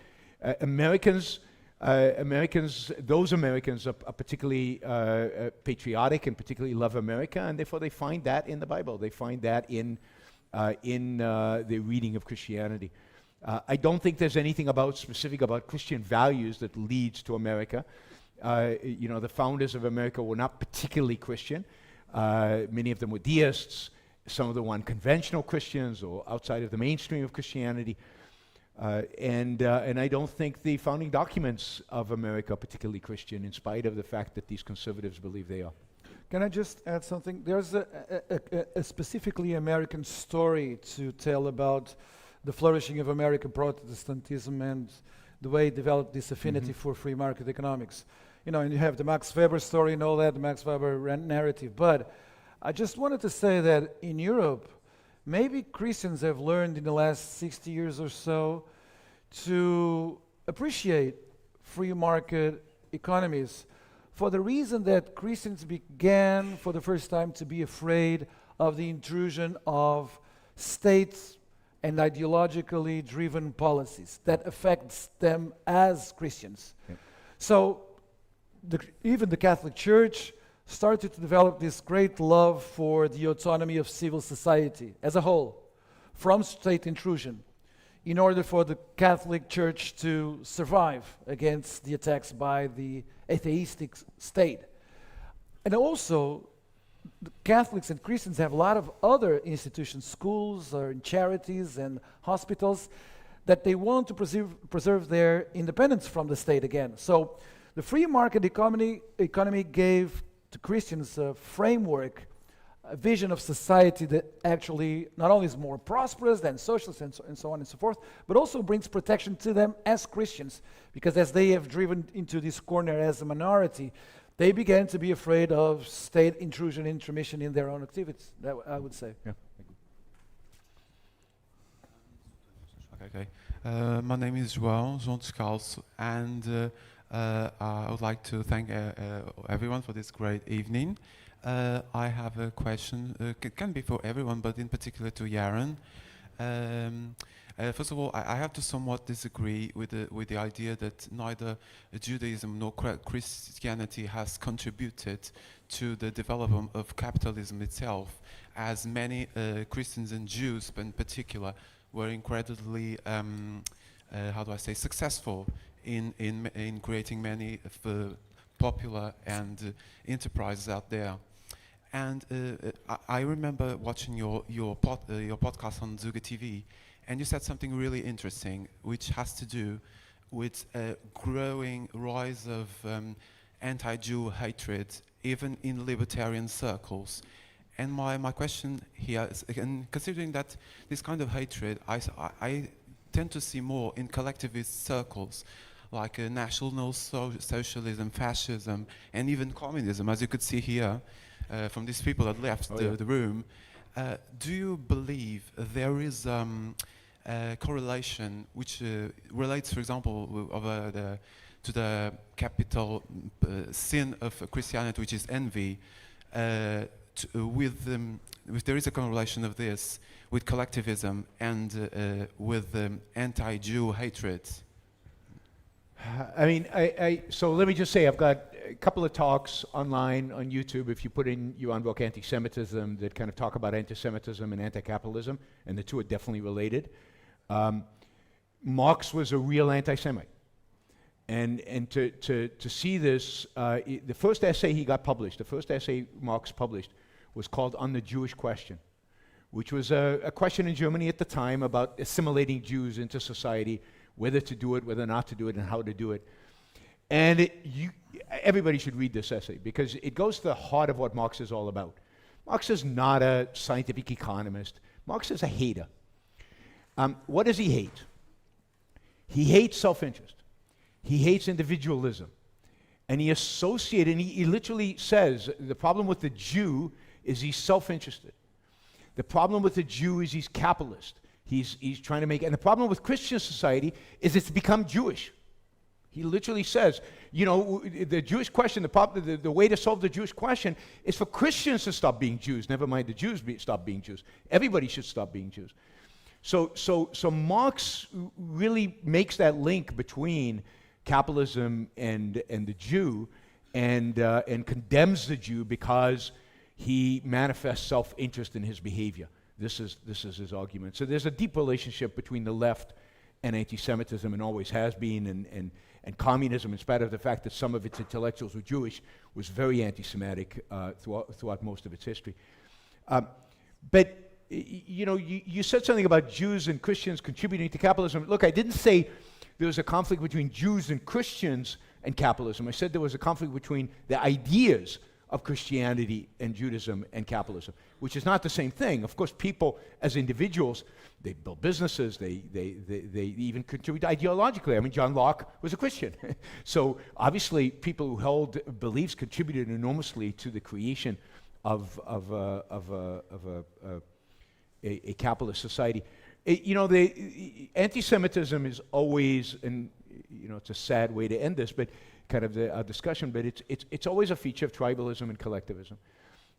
When it's your tribe against the other tribe, when it really is, when people have a sense that it's existential, they're looking for scapegoats. They're looking for somebody to blame the problems and to lash out at.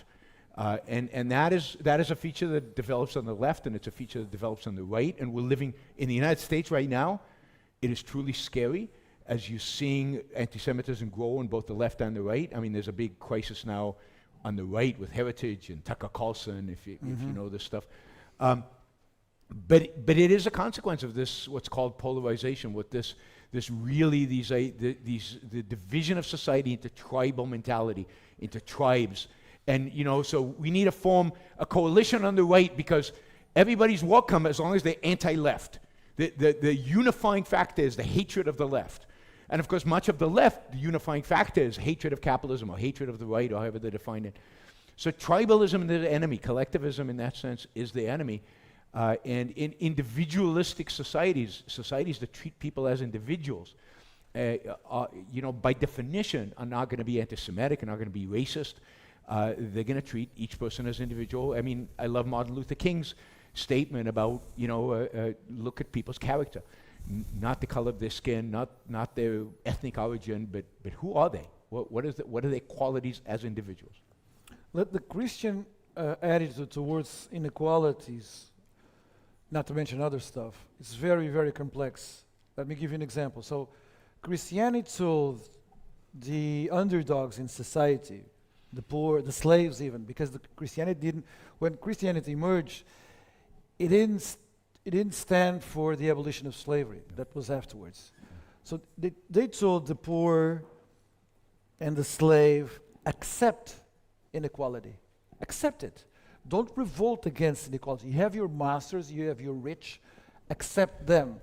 And use your position of inferiority as a sort of training ground for humility. That will bring you the favor of God. That's one goal. The other goal was not Christianity directing itself to the poor and the slaves, but to the rich and the powerful. The church said, I told those subordinate to you that they should accept your position of privilege. But bear in mind that you occupy that position of privilege with no merit of your own. So Christianity delegitimated positions of wealth, of superiority, of social superiority, at the same time that it tried to smooth the potential for envy and revolt among the poorest. That's why Marx then said that, Marx has this very famous line that religion is the opium of the people, and he was thinking mainly about Christianity. But everyone forgets what he says afterwards about religion. He says, well, this is a big insult to religion, right? Because religion is a sort of narcotic and you forget about the oppression that you are subjected to. You were supposed to be leading the revolution. You're not, because you believe in false gods. But afterwards, Marx says, in the same sentence, that religion is the only heart that is left in a heartless world. So you see how complex Christianity can be, even for the formation of the socialist mentality, as well as for bringing about the capitalist world as we know it today. It's really, really complex, it's very subtle. To end on a positive note, just to remind you all that you have those flyers with you. You can scan the QR code and access the link that allows you to sign up or apply for a scholarship and attend for free the conference next year. The ones watching online, now at the end of the broadcast, you'll have an image with that QR code as well. I just want to know that when you're leaving the room, on your right, you're going to have a table with some booklets. Just choose the booklets that interest you the most and take them. They're free to leave, okay? Once again, I want to thank everyone on this panel. Please put your hands together.